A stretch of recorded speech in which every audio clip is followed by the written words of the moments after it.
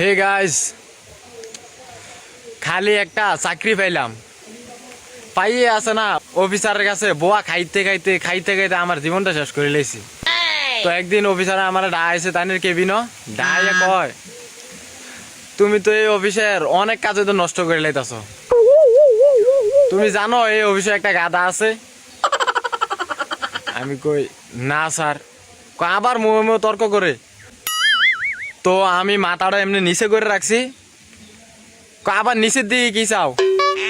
আমি কই স্যার আপনি যে গাদার কথা কইলেন আমি তো ভাবতাছি এই গাদাটা কেডা।